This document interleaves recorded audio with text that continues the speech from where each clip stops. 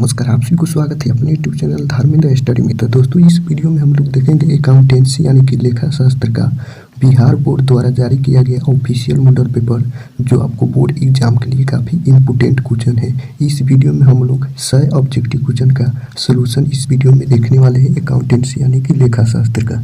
तो इस वीडियो को जो है आप लोग लास्ट तक जरूर देखेगा, तभी जो है आप लोग 100 ऑब्जेक्टिव क्वेश्चन का आंसर जो है आप लोग सही सही देख पाएंगे।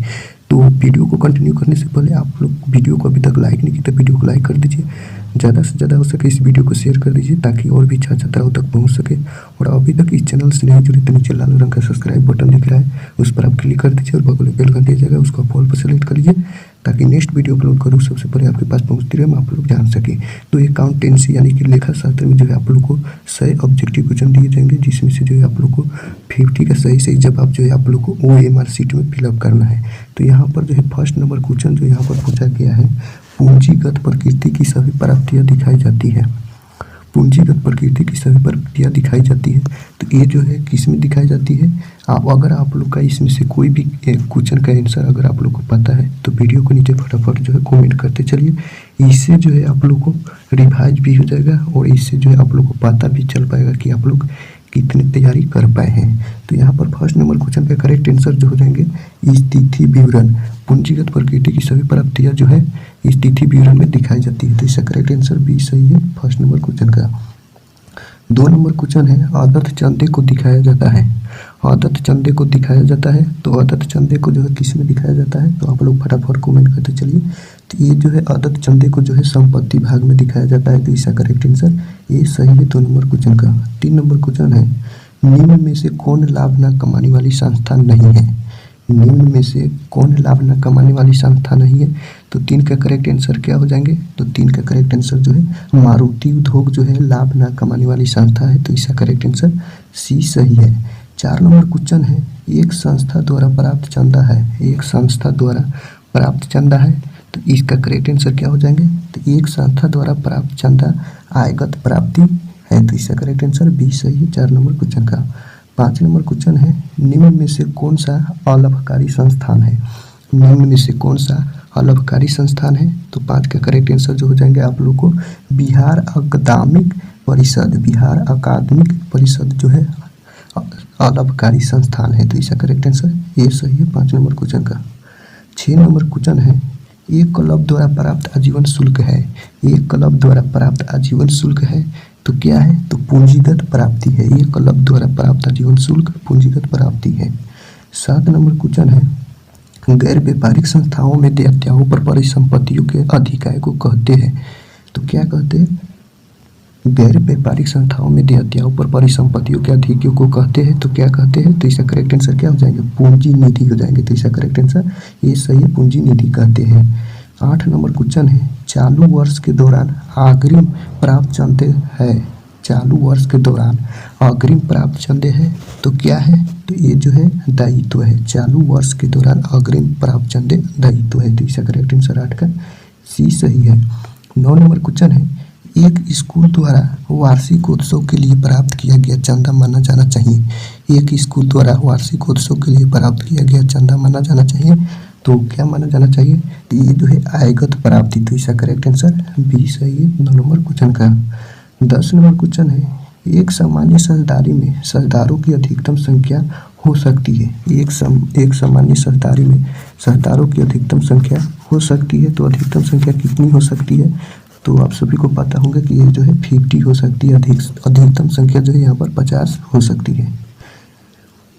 11 नंबर क्वेश्चन है निम्न में से कौन सा लाभ नियोजन है। निम्न में से कौन सा लाभ नियोजन है, तो निम्न में से जो है कौन सा लाभ नियोजन है, तो पूंजी पर ब्याज जो है लाभ का नियोजन है, इसका करेक्ट आंसर बी सही है। मैं जितना आंसर बता रहा हूँ 110% जो है यहाँ पर करेक्ट आंसर है। एक भी जो है आप लोग को आप लोग को जो है यहाँ पर एक भी क्वेश्चन का आंसर जो है आप लोग को गलत नहीं देखने को मिलेंगे। आप लोग को 110% जो है ये आंसर सारा का सारा सही है।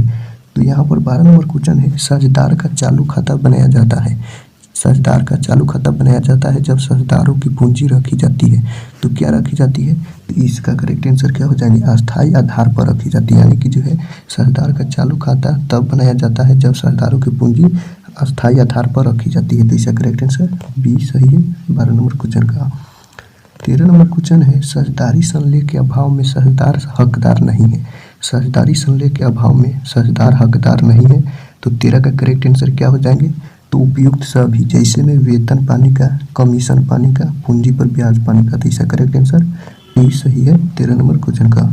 14 नंबर क्वेश्चन है, यदि समान मासिक राशि प्रत्येक माह के शुरू में आहरण की जाती है तो कौन से समय को ध्यान में रखा जाएगा?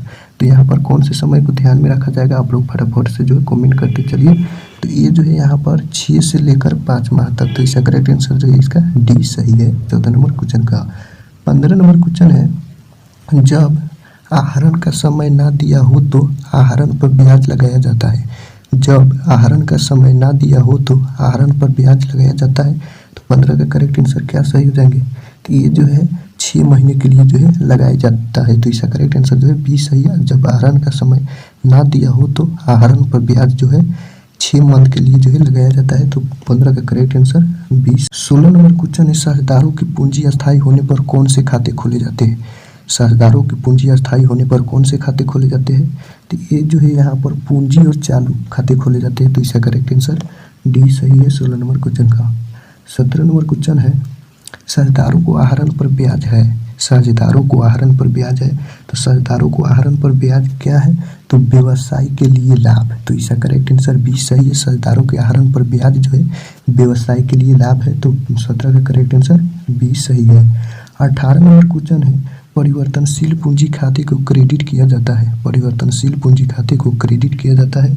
तो किसको क्रेडिट किया जाता है? तो ये जो है उपयुक्त सभी को जो है यहाँ पर क्रेडिट किया जाता है, जैसे में पूंजी पर ब्याज से, वर्ष के लिए लाभ से, साझेदारों की पारिश्रमिक से। इसका करेक्ट आंसर जो है इनमें से सभी का जो है परिवर्तनशील पूंजी खाते को जो है क्रेडिट किया जाता है। तो इसका करेक्ट आंसर जो है 18 का डी सही है। 19 नंबर क्वेश्चन है, साझेदार अनुबंध में परिवर्तन का परिणाम है। साझेदार अनुबंध में परिवर्तन का परिणाम है तो क्या है? तो ये जो है फर्म का पूर्ण गठन हो जाएंगे। तो इसका करेक्ट आंसर ये सही है। फर्म का पूर्ण गठन जो है साझेदार अनुबंध में परिवर्तन का जो है परिणाम है। तो इसका करेक्ट आंसर जो है ये सही है 19 नंबर क्वेश्चन का। 20 नंबर क्वेश्चन है, 3 साझेदारों का बराबर लाभ अनुपात है। 3 साझेदारों का बराबर अनुपात है। तो 3 साझेदारों का बराबर अनुपात क्या हो जाएंगे? तो यहाँ पर जो है इसका करेक्ट आंसर जो हो जाएंगे 1/3 अनुपात 1/3 अनुपात 1/3 हो जाएंगे। तो इसका करेक्ट आंसर जो है सी सही है 20 नंबर क्वेश्चन का। 21 नंबर क्वेश्चन है, ख्याति एक संपत्ति है। ख्याति एक संपत्ति है। सारा का सारा क्वेश्चन जो है यहाँ पर इम्पोर्टेंट है। आप लोग को इसमें आधा से अधिक जो है आप लोग को बोर्ड एग्जाम में आप लोग को लड़ेगा, आप लोग को बोर्ड एग्जाम में देखने को मिल जाएंगे। आप लोग को पता होंगे कि कोरोना वैश्विक महामारी में जो है 10 मंथ सभी स्कूल कॉलेज कोचिंग संस्थान जो है बंद है। इसलिए जो है इसमें से आप लोग को काफ़ी सारे क्वेश्चन जो है आपको बोर्ड एग्जाम में 110% लड़ेगा। तो आप लोग वीडियो को लास्ट तक जरूर देखिएगा। इसी वीडियो में मैं 100 क्वेश्चन का मैं सॉल्व करूँगा। आप लोग वीडियो को लास्ट तक जरूर देखिएगा। वीडियो कुछ लंबा हो सकता है। तो इसका जो है ख्याति एक संपत्ति है। तो ख्याति एक संपत्ति मूल्यवान है। तो इसका करेक्ट आंसर डी सही है 21 नंबर क्वेश्चन का। आधी लाभ से आप क्या समझते हैं? आधी लाभ से आप क्या समझते हैं? तो आधी लाभ से जो है इसमें से कोई नहीं होंगे। यहाँ पर जो है इनमें से कोई नहीं। आधी लाभ यहाँ पर पूछा जा रहा है। आधी लाभ से क्या समझते हैं? तो इसका आंसर जो है इसमें गलत है। कुल लाभ वर्षों की संख्या ये भी नहीं होगा। औसत लाभ सामान्य लाभ ये भी नहीं होगा। भारित लाभ बाई क्रय वर्षों की संख्या ये भी नहीं होंगे। इसका करेक्ट आंसर डी सही है। इनमें से कोई नहीं। आप लोग ध्यान रखिएगा। एकाकी व्यापार में ख्याति का मूल्यांकन आवश्यक नहीं है। 23 नंबर क्वेश्चन है, एकाकी व्यापार में ख्याति का मूल्यांकन आवश्यक नहीं है। तो क्या आवश्यक नहीं है? तो ये भी जो है इसमें इनमें से कोई नहीं होंगे। डी सही है। व्यवसाय बेचने पर ये भी नहीं होंगे। दायित्व के निर्धारण पर ये भी नहीं होंगे। संपदा के निर्धारण पर ये भी नहीं होंगे। तो इसका करेक्ट आंसर जो है डी सही है। इनमें से कोई नहीं। इसमें जो है क्वेश्चन कुछ थोड़ा घुमा फिरा के पूछा गया है। आप लोग ध्यान दीजिएगा। 24 नंबर क्वेश्चन है, साझेदार के पूंजी खाते को क्रेडिट किया जाता है। साझेदार के पूंजी खाते को क्रेडिट किया जाता है। तो किस में क्रेडिट किया जाता है? पूंजी पर ब्याज से जो है इसमें क्रेडिट किया जाता है। साझेदार के पूंजी खाते को क्रेडिट किया जाता है तो पूंजी पर ब्याज से। तो इसका करेक्ट आंसर ए सही है 24 नंबर क्वेश्चन का। 25 नंबर क्वेश्चन है, नए साझेदार द्वारा नगद में लाई गई ख्याति कहलाती है। नए साझेदार द्वारा नगद में लाई गई ख्याति कहलाती है। तो ये क्या कहलाती है? ये जो है प्रीमियम कहलाती है। तो इसका करेक्ट आंसर जो है सी सही है 25 नंबर क्वेश्चन का। 26 नंबर क्वेश्चन है दायित्व में कमी है। दायित्व में कमी है, तो दायित्व में कमी क्या है? ये जो है लाभ है। दायित्व में कमी जो है लाभ है, तो इसका करेक्ट आंसर डी सही है 26 नंबर क्वेश्चन का। 27 नंबर क्वेश्चन है एक नए शहरदार के प्रवेश के समय सामान्य संचय हस्तांतरित किया जाता है। एक नए शहरदार के प्रवेश के समय सामान्य संचय हस्तांतरित किया जाता है, तो ये जो है किसमें हस्तांतरित किया जाता है? तो पुराने शहरदारों के पूंजी खाते में। तो इसका करेक्ट आंसर बी सही है 27 नंबर क्वेश्चन का। 28 नंबर क्वेश्चन है एक नए शहरदार के प्रवेश पर संपत्तियों के मूल्यांकन में कमी को डेबिट किया जाता है। एक नए शहरदार के प्रवेश पर संपत्तियों के मूल्यांकन में कमी को डेबिट किया जाता है, तो किस में किया जाता है? तो इसका करेक्ट आंसर क्या हो जाएंगे? तो इसका करेक्ट आंसर जो है इनमें से कोई नहीं हो जाएंगे। यहाँ पर क्वेश्चन कुछ घुमा फिरा कर पूछा गया है, इसमें कोई आंसर नहीं है। पुनर्मूल्यांकन खाता में ये भी नहीं होगा, परिसंपत्ति खाता में ये भी नहीं होगा। सी जो है यहाँ पर पुराने शहरदारों के पूंजी खाते में ये भी नहीं होगा। तो 28 का करेक्ट आंसर डी सही है, इनमें से कोई नहीं। 28 नंबर क्वेश्चन का डी सही है। 29 नंबर क्वेश्चन है एक शहरदार के अवकाश के समय सामान्य संचय की राशि को सभी शहरदारों के पूंजी खाते में हस्तांतरित किया जाता है, तो इसका करेक्ट आंसर क्या हो जाएंगे 29 नंबर क्वेश्चन का? तो ये जो हो जाएंगे यहाँ पर इसका करेक्ट आंसर जो है पुराने लाभ विभाजन अनुपात में जो है हस्तांतरित किया जाता है। तो इसका करेक्ट आंसर सी सही है 29 नंबर क्वेश्चन का। 30 नंबर क्वेश्चन है ए बी और सी 1/2 अनुपात 1/3 अनुपात 1/6 के अनुपात में लाभ बांटते हैं, तो सी का अवकाश ग्रहण करता है प्राप्ति अनुपात होगा। तो यहाँ पर प्राप्ति अनुपात इसका हल आप लोग कीजिएगा, तो यहाँ पर 30 का करेक्ट आंसर जो है आप लोग को क्या हो जाएंगे? तो यहाँ पर जो है 3:2 हो जाएंगे। तो इसका करेक्ट आंसर जो है सी सही है 30 नंबर क्वेश्चन का। 31 नंबर क्वेश्चन है यदि अवकाश ग्रहण करने वाले शहरदार को अवकाश ग्रहण करने पर उसकी देय राशि का पूर्ण भुगतान नहीं किया जाता है, तो शेष हस्तांतरित किया जाता है, तो किस में किया जाता है? तो ये जो है आप लोग को हो जाएंगे ऋण खाते में जो है हस्तांतरित किया जाता है। तो इसका करेक्ट आंसर ए सही है 31 नंबर क्वेश्चन का। 32 नंबर क्वेश्चन पूछा गया है यहाँ पर शहरदार के अवकाश ग्रहण करने पर उसके हिस्से की ख्याति को शेष शहरदारों के मध्य में अपलिखित कर दिया जाता है, तो क्या हो जाएंगे? तो इसका करेक्ट आंसर जो है 32 का लाभ प्राप्ति के अनुपात में जो है अपलिखित कर दिया जाता है। तो इसका करेक्ट आंसर सी सही है 32 नंबर क्वेश्चन का। 33 नंबर क्वेश्चन है फर्म द्वारा प्राप्त संयुक्त बीमा पॉलिसी की राशि बांटी जाती है। फर्म द्वारा प्राप्त संयुक्त बीमा पॉलिसी की राशि बांटी जाती है, तो यहाँ पर किस में बांटी जाती है? तो ये जो शहरदारों के पुराने लाभ विभाजन अनुपात में बांटी जाती है। तो इसका करेक्ट आंसर सी सही है 33 नंबर क्वेश्चन का। 34 नंबर क्वेश्चन है एक शहरदार की मृत्यु होने पर संयुक्त जीवन बीमा पॉलिसी को निम्न में से पूंजी खाते में जमा किया जाता है। एक शहरदार की मृत्यु होने पर संयुक्त जीवन बीमा पॉलिसी को निम्न के पूंजी खाते में जमा किया जाता है। तो ये जो जमा किया जाता है मृत शहरदार सहित सभी शहरदारों के खाते में जो है ये जमा किया जाता है। तो इसका करेक्ट आंसर बी सही है 34 नंबर क्वेश्चन का। 35 नंबर क्वेश्चन है किसी शहरदार की मृत्यु पर संपत्तियों के पुनर्मूल्यांकन को लाभ को खाते में जमा किया जाता है। किसी शहरदार की मृत्यु पर संपत्तियों के पुनर्मूल्यांकन के लाभ को पूंजी खाते में जमा किया जाता है। तो ये जो जमा किया जाता है सभी शहरदारों के खाते में। तो इसका करेक्ट आंसर जो है बी सही है 35 नंबर क्वेश्चन का। 36 नंबर क्वेश्चन है एक्स वाई और जेड लाभ हानि 1/3 अनुपात 1/3 अनुपात में बांटते हैं। जेड की मृत्यु हो जाती है तो एक्स और वाई का नया लाभ अनुपात होगा। तो एक्स और वाई का नया अनुपात जो है यहाँ पर अगर आप लोग इसका बनाइएगा, इसका हल कीजिएगा, तो यहाँ पर इसका करेक्ट आंसर जो हो जाएंगे 1/4 अनुपात 3/4 हो जाएंगे। तो इसका करेक्ट आंसर सी सही है 36 नंबर क्वेश्चन का। 37 नंबर क्वेश्चन है किसी शहरदार द्वारा रुपये 20,000 के दायित्व के भुगतान की जिम्मेदारी लेने पर क्रेडिट किया जाएगा। किसी शहरदार के द्वारा 20,000 के दायित्व के भुगतान की जिम्मेदारी लेने पर क्रेडिट किया जाएगा, तो इसका किसमें क्रेडिट किया जाएगा? तो इसका करेक्ट आंसर जो हो जाएंगे शहरदार का पूंजी खाता में जो है क्रेडिट किया जाएगा। तो इसका करेक्ट आंसर सी सही है 37 नंबर क्वेश्चन का। 38 नंबर क्वेश्चन है फर्म के विघटन पर बैंक अधिवी कर्ज को हस्तांतरित करेंगे। फर्म के विघटन पर बैंक अधिविकर्ष को हस्तांतरित करेंगे। तो ये जो है किसमें, वसूली खाते में जो है हस्तांतरित करेंगे। तो 38 का करेक्ट आंसर क्या हो जाएंगे, तो 38 का करेक्ट आंसर सी सही है। 39 नंबर क्वेश्चन है, संचित लाभ और संचय का हस्तांतरण किया जाएगा।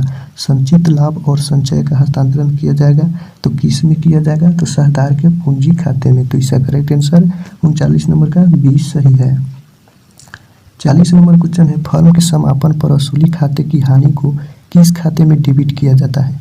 फर्म के समापन पर वसूली खाते की हानि को किस खाते में डेबिट किया जाता है, तो ये जो है सहदार के पूंजी खाता में जो है डेबिट किया जाता है।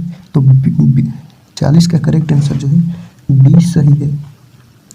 41 नंबर क्वेश्चन है, सहदार फर्म के समापन के समय कृत्रिम संपत्तियों को हस्तांतरित किया जाता है। सहदार के फर्म के समापन के समय कृत्रिम संपत्तियों को हस्तांतरित किया जाता है। ये जो है सहदार के पूंजी खाते में जो है हस्तांतरित किया जाता है। तो 41 का करेक्ट आंसर जो है ये सही है। 42 नंबर क्वेश्चन है, फर्म के समापन पर सबसे अंत में कौन सा खाता बनाया जाना चाहिए। फर्म के समापन पर सबसे अंत में कौन सा खाता बनना चाहिए, तो ये जो है रोकड़ या बैंक खाता बनना चाहिए। तो इसका करेक्ट आंसर सी सही है 42 नंबर क्वेश्चन का। 43 नंबर क्वेश्चन है, यदि फर्म की कुल संपत्तियां 3,25,000 हो एवं कुल बढ़ाए लेनदार 45,000 हो तो सहदारों की पूंजी की राशि होगी। तो यहाँ पर सहदारों की पूंजी की राशि जो होगी यहाँ पर हो 2,80,000। तो इसका करेक्ट आंसर जो है बी सही है 43 नंबर क्वेश्चन की। इसका हल करेंगे तो यहाँ पर 2,80,000 हो जाएंगे। तो इसका करेक्ट आंसर 43 का बी सही है। 44 नंबर क्वेश्चन है, फर्म के विघटन पर सहदार के ऋण खाते को हस्तांतरित करेंगे। फर्म के विघटन पर सहदार के ऋण खाते को हस्तांतरित करेंगे तो क्या, तो इसका जो हो जाएंगे सहदार के पूंजी खाते में जो है हस्तांतरित करेंगे। फर्म के विघटन पर सहदार के ऋण खाते को जो है सहदार के पूंजी खाते में हस्तांतरित करेंगे। तो इसका करेक्ट आंसर बी सही है 44 नंबर क्वेश्चन का। 45 नंबर क्वेश्चन है, न्यायालय द्वारा एक सहदार को दिवालिया घोषित किया जाना फर्म के किस प्रकार के समापन के अंतर्गत आएगा। न्यायालय द्वारा एक सहदार को दिवालिया घोषित किया जाना फर्म के किस प्रकार के समापन के अंतर्गत आएगा, तो ये जो है अनिवार्य समापन के अंतर्गत आएगा। तो इसका करेक्ट आंसर बी सही है 45 नंबर क्वेश्चन का। 46 नंबर क्वेश्चन है, यदि ₹10 वाला समता अंश ₹12 पर निर्गमित किया जाता है तो इसे कहा जाता है। यदि ₹10 वाला समता अंश ₹12 पर निर्गमित किया जाता है तो इसे कहा जाता है। तो इसे क्या कहा जाता है, तो यहाँ पर जो है इसे जो है आधे मूल्य पर निर्गमन कहा जाता है। तो इसका करेक्ट आंसर बी सही है 40 नंबर क्वेश्चन का। 47 नंबर क्वेश्चन है, अंशों के निर्गमन पर अधिलाभ का उपयोग किया जा सकता है।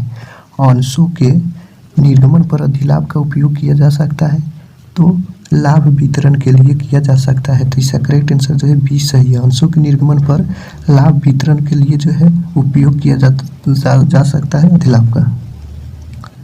48 नंबर क्वेश्चन है, दायित्वों की कुल राशि में सम्मिलित होता है। दायित्वों की कुल राशि में सम्मिलित होता है तो दायित्वों की कुल राशि में जो है क्या सम्मिलित होता है, तो ये जो है चुकता पूंजी सम्मिलित होता है। तो इसका करेक्ट आंसर डी सही है 48 नंबर क्वेश्चन का। 49 नंबर क्वेश्चन है, अंश आवंटन खाता होता है। अंश आवंटन खाता होता है तो अंश आवंटन खाता जो है व्यक्तिगत खाता होता है। तो इसका करेक्ट आंसर ए सही है 49 नंबर क्वेश्चन का। 50 नंबर क्वेश्चन है, अंशों के अधिमूल्य को आर्थिक चिट्ठे के किस पक्ष में दिखाया जाता है। अंशों के अधिमूल्य को आर्थिक चिट्ठे के किस पक्ष में दिखाया जाता है, तो ये जो दिखाया जाता है दायित्व पक्ष में। तो इसका करेक्ट आंसर बी सही है 50 नंबर क्वेश्चन का। 51 नंबर क्वेश्चन है, ऋण पत्रों के निर्गमन पर कटौती है। ऋण पत्रों के निर्गमन पर कटौती है तो ये जो है कृत्रिम संपत्ति में। तो इसका करेक्ट आंसर जो है डी सही है 51 नंबर क्वेश्चन का। 52 नंबर क्वेश्चन है, कंपनी के समापन पर ऋण पत्रों के मूलधन की वापसी की जाती है। कंपनी के समापन पर ऋण पत्रों के मूलधन की वापस की जाती है तो ये जो की जाती है समता पूंजी से पहले की जाती है। तो इसका करेक्ट आंसर सी सही है 52 नंबर क्वेश्चन का।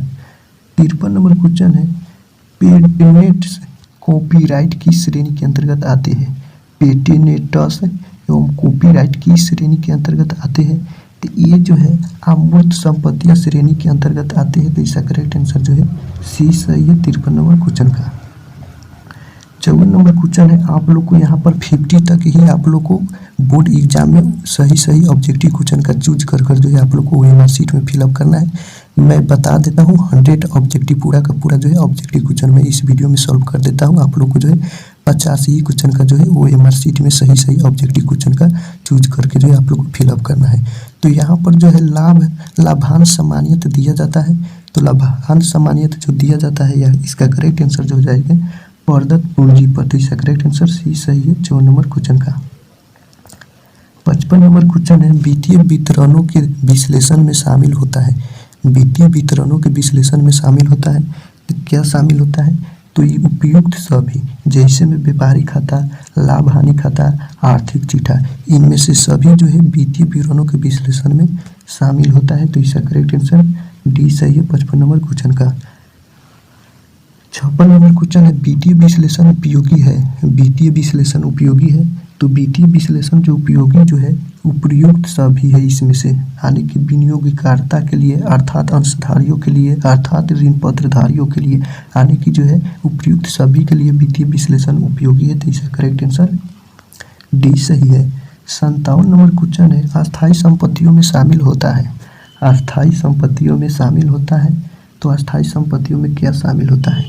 मशीनरी जो है अस्थायी संपत्तियों में शामिल होता है। तो इसका करेक्ट आंसर जो है बी सही है 57 नंबर क्वेश्चन का। 58 नंबर क्वेश्चन है निम्न में से कौन सा संचालन व्यय नहीं है?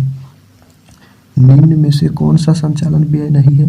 तो इसका करेक्ट आंसर जो हो जाएंगे इसमें संचालन व्यय जो नहीं है, कार की बिक्री पर हानि जो है संचालन व्यय नहीं है।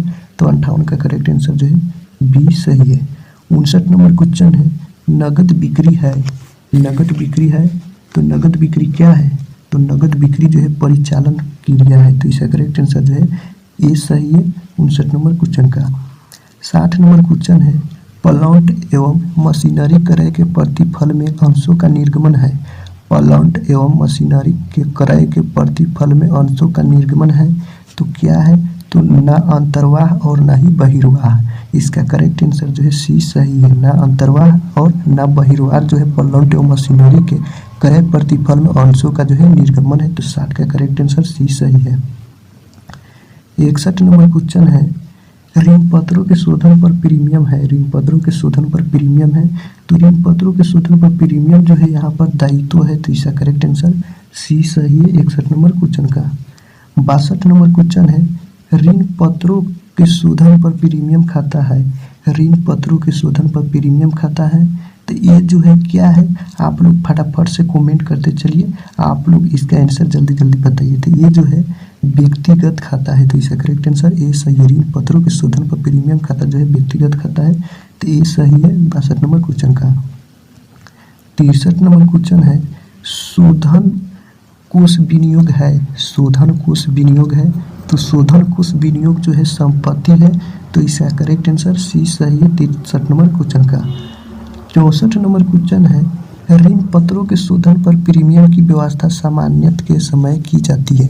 ऋण पत्रों के शोधन पर प्रीमियम की व्यवस्था सामान्यत के समय की जाती है। तो ये जो की जाती है ऋण पत्रों के निर्गमन पर। तो इसका करेक्ट आंसर ए सही है 64 नंबर क्वेश्चन का।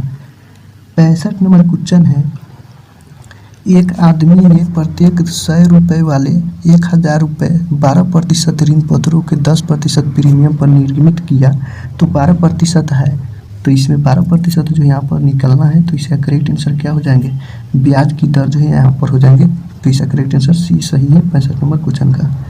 66 नंबर क्वेश्चन है स्थिति विवरण है। स्थिति विवरण है तो स्थिति विवरण क्या है? तो स्थिति विवरण जो है यहाँ पर विवरण है। तो इसका करेक्ट आंसर बी सही है। आप लोग को ध्यान रखना है स्थिति विवरण विवरण है। तो इसका करेक्ट आंसर 66 का जो है बी सही है। 67 नंबर क्वेश्चन है आर्थिक चिट्ठे में अंश पूंजी को किस शीर्षक के अंतर्गत दिखाया जाता है। आर्थिक चिट्ठे में अंश पूंजी को किस शीर्षक के अंतर्गत दिखाया जाता है? तो ये जो दिखाया जाता है अंशधारी कोष को। तो इसका करेक्ट आंसर डी सही है 67 नंबर क्वेश्चन का। 68 नंबर क्वेश्चन है कंपनी का वार्षिक रिपोर्ट निर्गत किया जाता है। कंपनी का वार्षिक रिपोर्ट निर्गत किया जाता है तो ये जो किया जाता है अंशधारियों के लिए। तो इसका करेक्ट आंसर सी सही है 68 नंबर क्वेश्चन का। 69 नंबर क्वेश्चन है संचालकों की रिपोर्ट कंपनी की किस सभा में प्रस्तुत की जाती है। संचालकों की रिपोर्ट कंपनी की किस सभा में प्रस्तुत की जाती है? तो ये जो है वार्षिक साधारण सभा में। तो इसका करेक्ट आंसर बी सही है 69 नंबर क्वेश्चन का। 70 नंबर क्वेश्चन है पूंजीगत प्रकृति की सभी प्राप्तियां दिखाई जाती है। पूंजीगत प्रकृति की सभी प्राप्तियां दिखाई जाती है तो किसमें दिखाई जाती है? स्थिति विवरण में दिखाई जाती है पूंजीगत प्रकृति की सभी प्राप्तियां। तो इसका करेक्ट आंसर बी सही है 70 नंबर क्वेश्चन का। 71 नंबर क्वेश्चन है, लंबवत विश्लेषण को कहा जाता है। लंबवत विश्लेषण को कहा जाता है तो स्थिर विश्लेषण कहा जाता है। तो इसका करेक्ट आंसर बी सही है 71 नंबर क्वेश्चन का। 72 नंबर क्वेश्चन है, वित्तीय विवरणों के निर्वाचन में शामिल होता है।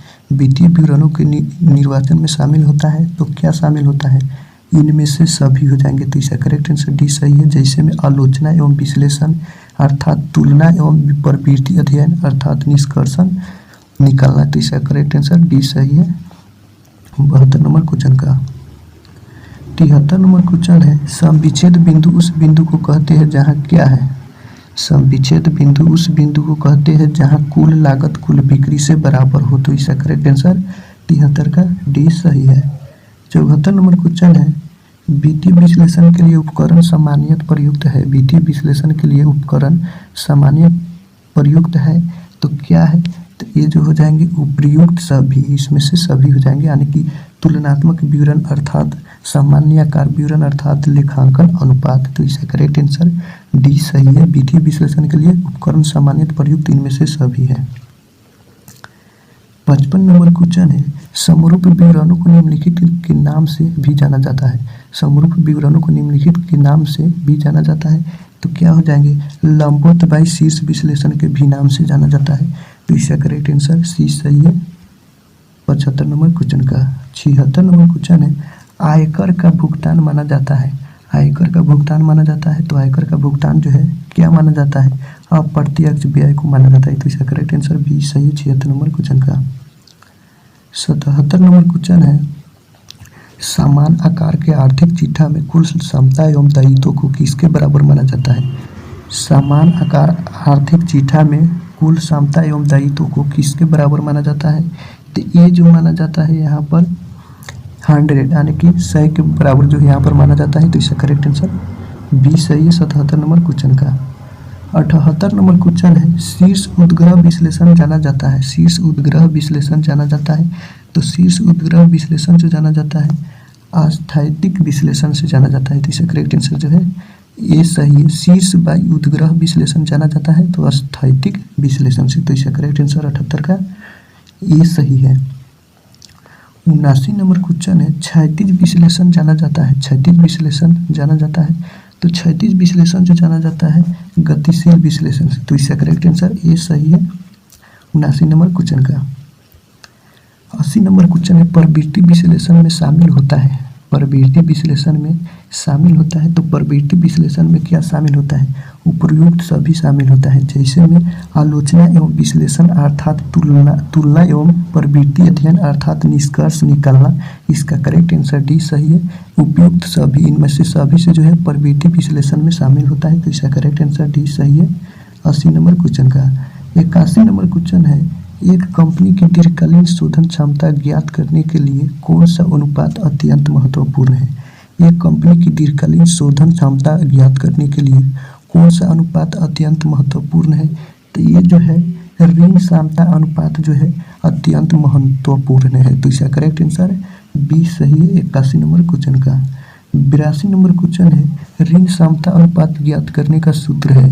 ऋण क्षमता अनुपात ज्ञात करने का सूत्र है तो क्या है? दीर्घकालीन बाई ऋण बाई अंशधारियों का कोष। ऋण क्षमता अनुपात ज्ञात करने का सूत्र जो है दीर्घकालीन ऋण बाई अंशधारियों का कोष। तो इसका करेक्ट आंसर 82 का ये सही है। 83 नंबर क्वेश्चन है, निम्नलिखित में कौन सी तरल संपत्ति है? निम्नलिखित में कौन सी तरल संपत्ति है? तो ये जो है देनदार है। तो इसका करेक्ट आंसर डी सही है 83 नंबर क्वेश्चन का। 84 नंबर क्वेश्चन है, चालू अनुपात है। चालू अनुपात है, ये सारा का सारा क्वेश्चन जो है बोर्ड एग्जाम में बार बार जो है पूछे जाते हैं। तो आप लोग सारा का सारा क्वेश्चन जो यहाँ पर इलाज कर लीजिए, आप लोग के लिए बेटर रहेंगे। काफ़ी सारे क्वेश्चन जो है आप लोग को बोर्ड एग्जाम में देखने को मिल जाएंगे। चालू अनुपात जो है चालू संपत्तियाँ बाई चालू दायित्व है। तो इसका करेक्ट आंसर 84 का ये सही। चालू अनुपात का जो सही आंसर हो जाएंगे चालू संपत्तियाँ बाई चालू दायित्व। 85 नंबर क्वेश्चन है, निम्न में कौन लाभदायकता अनुपात नहीं है? निम्न में कौन लाभदायकता अनुपात नहीं है? तो ये जो है चालू अनुपात जो है लाभदायकता अनुपात नहीं है, तो 85 का करेक्ट आंसर सी सही है। 86 नंबर क्वेश्चन है, कुल बिक्री 3 लाख, प्रारंभिक देनदार 25,000 तथा अंतिम देनदार 36,000 है, तो नगद बिक्री होगी। तो इसका जो है आप लोग बनाइएगा, मैं इसमें बनाकर दिखाऊंगा तो ये वीडियो और काफ़ी लंबा हो जाएगा। तो यहाँ पर अगर आप लोग इसका हल कीजिएगा तो इसका 86 नंबर क्वेश्चन का आंसर जो है यहाँ पर आएंगे, जो यहाँ पर आंसर जो हो जाएंगे यहाँ पर 2,89,000 हो जाएंगे। तो इसका करेक्ट आंसर ये सही है 86 नंबर क्वेश्चन का। 87 नंबर क्वेश्चन है, चल अनुपात 1:2 चल दायित्व 25,000 तो चल संपत्ति का मूल्य होगा। तो यहाँ पर चल संपत्ति का मूल्य जो हो जाएंगे 12,500 हो जाएंगे। तो इसका करेक्ट आंसर 87 का 20 सही है। 88 नंबर क्वेश्चन है, तरल अनुपात प्राप्त होता है तरल संपत्ति को भाग देने पर। तरल अनुपात प्राप्त होता है तरल संपत्ति को भाग देने पर। तो ये जो है क्या प्राप्त होता है? तो यहाँ पर जो है चल दायित्व से होता है। तो इसका करेक्ट आंसर जो है 20 सही है 88 नंबर क्वेश्चन का। 89 नंबर क्वेश्चन है, एक कंपनी की मूल संपत्ति 4 लाख से बढ़कर 5 लाख हो गई है, इसमें कितने प्रतिशत का परिवर्तन हुआ? तो इसमें जो है कितने प्रतिशत का परिवर्तन हुआ? तो 25% का जो है इसमें परिवर्तन हुआ। तो इसका करेक्ट आंसर 20 सही है 89 नंबर क्वेश्चन का। 90 नंबर क्वेश्चन है, संपत्तियों का खाता है। संपत्तियों का खाता है तो संपत्तियों का खाता जो है व्यक्तिगत खाता है। तो इसका करेक्ट आंसर ए सही है 90 नंबर क्वेश्चन का। 91 नंबर क्वेश्चन है, रोकड़ प्रवाह विवरण आधारित है। रोकड़ प्रवाह विवरण आधारित है तो ये किस पर आधारित है? तो लेखांकन के रोकड़ के आधार पर जो है रोकड़ प्रवाह विवरण आधारित है। तो इसका करेक्ट आंसर 91 का ये सही है। 92 नंबर क्वेश्चन है, निम्न में से कौन एक रोकड़ मद है? निम्न में से कौन एक रोकड़ मद है? तो इसका करेक्ट आंसर क्या हो जाएंगे? नगद विक्रय जो है एक रोकड़ मद है। तो इसका करेक्ट आंसर ये सही है 92 नंबर क्वेश्चन का। 93 नंबर क्वेश्चन है, रोकड़ प्रवाह विवरण तैयार किया जाता है। रोकड़ प्रवाह विवरण तैयार किया जाता है तो इनमें से सभी से, तो क्या हो जाएंगे? इसका करेक्ट आंसर डी सही है। यानी कि आर्थिक चिट्ठा से भी, अर्थात लाभ हानि खाता से भी, अर्थात अतिरिक्त सूचनाओं से, तो भी इसका करेक्ट आंसर डी सही है। इनमें से सभी से रोकड़ प्रवाह विवरण जो है तैयार किया जाता है। तो 93 का करेक्ट आंसर डी सही है। 94 नंबर क्वेश्चन है, आयकर के भुगतान को वर्गीकृत किया जाता है। आयकर के भुगतान को वर्गीकृत किया जाता है तो किस में वर्गीकृत किया जाता है? तो इसी संचालन क्रिया के रूप में जो है आयकर के भुगतान को वर्गीकृत किया जाता है। तो इसका करेक्ट आंसर जो है ये सही 94 नंबर क्वेश्चन का। 95 नंबर क्वेश्चन है, संचालन लाभ ज्ञात करते समय शुद्ध लाभ में किसे जोड़ा जाएगा? संचालन लाभ ज्ञात करते समय शुद्ध लाभ में किसे जोड़ा जाएगा? तो ये जो है सामान्य संचय में वृद्धि को जो है जोड़ा जाएगा। तो इसका करेक्ट आंसर सी सही है 95 नंबर क्वेश्चन का। 96 नंबर क्वेश्चन है, निम्न में से संचालन संबंधित क्रियाओं से रोकड़ प्रवाह का उदाहरण कौन सा है? निम्न में से संचालन संबंधित क्रियाओं से रोकड़ प्रवाह का उदाहरण कौन सा है? तो कौन सा है? तो स्टॉक का नगद क्रय। इसका करेक्ट आंसर 96 का सी सही है, स्टॉक का नगद क्रय। 97 नंबर क्वेश्चन है, आयकर की वापसी रोकड़ का डैश है। आयकर की वापसी रोकड़ का क्या है? तो इसका करेक्ट आंसर क्या हो जाएंगे? तो आयकर की वापसी रोकड़ का स्रोत है। तो इसका करेक्ट आंसर ए सही है 97 नंबर क्वेश्चन का।